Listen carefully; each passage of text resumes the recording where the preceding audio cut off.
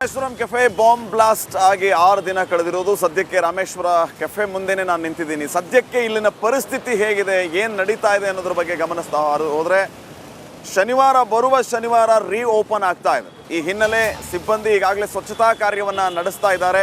ತನಿಖಾ ಹಂತದಲ್ಲಿ ಇರೋದ್ರಿಂದ ಒಂದು ಕಡೆ ತನಿಖೆಯೂ ಚುರುಕುಗೊಂಡಿದೆ, ಮತ್ತೊಂದು ಕಡೆ ಬರುವ ಶನಿವಾರ ಅಂದರೆ ಮಾರ್ಚ್ 9ನೇ ತಾರೀಕು ಓಪನ್ ಆಗ್ತಾ ಇರೋದ್ರಿಂದ ಸಂಪೂರ್ಣ ಕೆಫೆಯನ್ನು ಸ್ವಚ್ಛಗೊಳಿಸುವಂತಹ ಕೆಲಸ ಈಗ ಇಲ್ಲಿನ ಸಿಬ್ಬಂದಿಯಿಂದ ಆಗ್ತಾ ಇರೋವಂಥದ್ದು. ಒಂದು ಕಡೆ ಮರಳಿ ಸಹಜ ಸ್ಥಿತಿಯತ್ತ ಸಿಬ್ಬಂದಿ ಬರ್ತಾ ಇದ್ದಾರೆ, ಸುಧಾರಿಸ್ಕೊಳ್ತಾ ಇದ್ದಾರೆ, ಓಪನ್ ಮಾಡೋದಕ್ಕೆ ಅಣಿ ಆಗ್ತಾ ಇದ್ದಾರೆ. ಮಾರ್ಚ್ 9ನೇ ತಾರೀಕು ಶನಿವಾರ ಓಪನ್ ಆಗುವಂತಹ ಫಲಕವನ್ನು ಕೂಡ ರಾಮೇಶ್ವರ ಕೆಫೆಯ ಮುಂದೆ ಅಳವಡಿಸಿದ್ದಾರೆ. ಒಂದು ಕಡೆ ತನಿಖಾ ದೃಷ್ಟಿ, ಮತ್ತೊಂದು ಕಡೆ ಸ್ವಚ್ಛತಾ ಕಾರ್ಯದಿಂದಾಗಿ ಸದ್ಯಕ್ಕೆ ಈ ಕೆಫೆಯ ಮುಂಭಾಗವನ್ನು ಟಾರ್ಪಲ್ ಮೂಲಕ ಕ್ಲೋಸ್ ಮಾಡಿದ್ದಾರೆ. ಇನ್ನೇನು 2 ದಿನದಲ್ಲಿ ಅಂದರೆ ಶನಿವಾರ ಇದು ಓಪನ್ ಆಗಲಿಕ್ಕಿದೆ.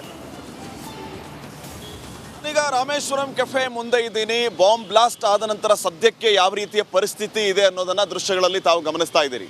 ದಿ ರಾಮೇಶ್ವರಂ ಕೆಫೆ ಇಷ್ಟು ದಿನ ಬಾಂಬ್ ಬ್ಲಾಸ್ಟ್ ಆದ ನಂತರನೂ ಕೂಡ ಈ ರೀತಿ ಟಾರ್ಪಲ್ ಕಟ್ಟಿರಲಿಲ್ಲ, ಓಪನ್ ಆಗೇ ಇತ್ತು. ಕ್ರೈಮ್ ಸೀನ್ ಹಾಳಾಗಬಾರ್ದು ನಿಟ್ಟಿನಲ್ಲಿ ಅಲ್ಲಿ ಎಲ್ಲ ವಸ್ತುಗಳು ಅದೇ ರೀತಿಯಲ್ಲಿ ಇದ್ದು, ಆದರೆ ನಿನ್ನೆಯಿಂದ ತನಿಖೆ ದೃಷ್ಟಿಯಿಂದ ಒಂದು ಕಡೆ ಟಾರ್ಪಲನ್ನು ಕಟ್ಟಲಾಗಿದೆ, ಮತ್ತೊಂದು ಕಡೆ ಕ್ಲೀನಿಂಗ್ ಕೆಲಸವೂ ಕೂಡ ಈ ರಾಮೇಶ್ವರಂ ಕೆಫೆಯ ಒಳಗಡೆ ನಡೀತಾ ಇದೆ.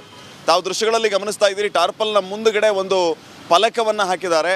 ಆ ಬೋರ್ಡಲ್ಲಿ ಇರುವಂಥದ್ದು ಅವರು ಆತ್ಮೀಯ ಗ್ರಾಹಕರೇ, ನಾವು ಪ್ರಸ್ತುತ ಕೆಲವು ನವೀಕರಣ ಕಾರ್ಯಗಳನ್ನು ನಡೆಸ್ತಾ ಇದ್ದೀವಿ.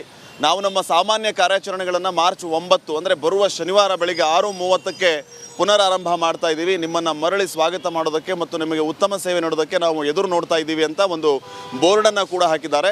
ಅಂದರೆ ಈ ಘಟನೆ ಆದ ನಂತರ ಇಂಥ ಹಲವು ಸವಾಲುಗಳು ಬಂದರೂ ಕೂಡ ಸ್ವೀಕರಿಸಿ ಮತ್ತೆ ನಾವು ಮುನ್ನುಗ್ತೀವಿ ಅನ್ನೋಂಥ ಮಾತನ್ನು ರಾಮೇಶ್ವರಂ ಕೆಫೆಯ ಮಾಲೀಕರು ಮೊನ್ನೆಯಷ್ಟೇ ಹೇಳ್ತಾ ಇದ್ರು. ಆ ಪ್ರಕಾರವಾಗಿ ಮಾರ್ಚ್ 9 ಅಂದರೆ ಬರುವ ಶನಿವಾರ ಬೆಳಿಗ್ಗೆ 6:30ಕ್ಕೆ ಮತ್ತೆ ದಿ ರಾಮೇಶ್ವರಂ ಕೆಫೆ ಓಪನ್ ಆಗ್ತಾ ಇದೆ.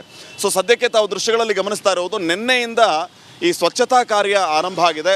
ಇನ್ನು ರಾಮೇಶ್ವರಂ ಕೆಫೆಯ ಮುಂಭಾಗದಲ್ಲಿಯೂ ಕೂಡ ಕೆಲವು ಕಾರ್ಮಿಕರು ಪೇಂಟಿಂಗ್ ಮೂಲಕ ಎಲ್ಲ ಕೆಲಸವನ್ನು ಮಾಡ್ತಾ ಇರೋದು, ಸ್ವಚ್ಛಗೊಳಿಸುವಂತಹ ಕೆಲಸ, ರೀಪೇಂಟಿಂಗ್ ಕೂಡ ಆಗ್ತಾ ಇದೆ. ಈ ಮೂಲಕ ಮತ್ತೆ ನವೀಕರಣ ಕಾರ್ಯ ಈಗಾಗಲೇ ರಾಮೇಶ್ವರಂ ಕೆಫೆಯಲ್ಲಿ ಆರಂಭ ಆಗಿದೆ. ಒಂದು ಕಡೆ ತನಿಖೆಯೂ ಕೂಡ ಅತ್ಯಂತ ಚುರುಕನ್ನು ಪಡೆದುಕೊಂಡಿದೆ. ಈಗಾಗಲೇ ತನಿಖೆಗೆ ಸಂಬಂಧಪಟ್ಟಂತೆ 5 ಬಂಧಿಸಲಾಗಿದೆ ಅಂತ ಸ್ವತಃ ಮುಖ್ಯಮಂತ್ರಿಗಳು ಕೂಡ ಹೇಳಿದ್ದಾರೆ. ಮತ್ತೊಂದು ಕಡೆ ಈಗ ಇದು ಓಪನ್ ಆಗೋದಕ್ಕೆ ಎಲ್ಲ ರೀತಿಯ ಸಿದ್ಧತೆಗಳು ಇಲ್ಲಿ ಆಗ್ತಾ ಇದೆ. ಟಾರ್ಪಲ್ ಕಟ್ಟಿದ್ದಾರೆ. ಒಳಭಾಗದಲ್ಲಿ ನಿನ್ನೆಯಿಂದ ಕ್ಲೀನಿಂಗ್ ಕಾರ್ಯ ಆರಂಭ ಆಗಿದ್ದು ಒಂದು ಕಡೆ ಆದರೆ, ರಾಮೇಶ್ವರಂ ಕೆಫೆಯ ಮುಂಭಾಗದಲ್ಲಿ ಪೇಂಟಿಂಗ್ ಕೆಲಸ ನಡೀತಾ ಇರುವಂತಹ ದೃಶ್ಯಗಳನ್ನು ಕೂಡ ತಾವು ಗಮನಿಸ್ತಾ ಇದ್ದೀರಿ. ಸೊ ಈ ಪ್ರಕಾರವಾಗಿ ರಾಮೇಶ್ವರಂ ಕೆಫೆ ಮತ್ತೆ ಓಪನ್ ಆಗೋದಕ್ಕೆ ಎಲ್ಲ ರೀತಿಯ ಸಿದ್ಧತೆಗಳು ಆಗ್ತಾ ಇದೆ. ಮತ್ತೆ ಹೊಸ ಹುರುಪಿನೊಂದಿಗೆ, ಹುಮ್ಮಸ್ಸಿನೊಂದಿಗೆ ನಾವು ಮತ್ತೆ ನಿಮ್ಮ ಮುಂದೆ ಬರ್ತೀವಿ ಅನ್ನುವಂತಹ ವಿಶ್ವಾಸದ ಮಾತುಗಳನ್ನು ರಾಮೇಶ್ವರಂ ಕೆಫೆಯ ಓನರ್ ತಿಳಿಸ್ತಾ ಇದ್ದಾರೆ. ಕ್ಯಾಮ್ರಾ ಪರ್ಸನ್ ಮಹೇಶ್ ಜೊತೆಗೆ ಶ್ರೀಪಾದ್ ಪಾಟೀಲ್, ರಿಪಬ್ಲಿಕ್ ಕನ್ನಡ, ಬೆಂಗಳೂರು.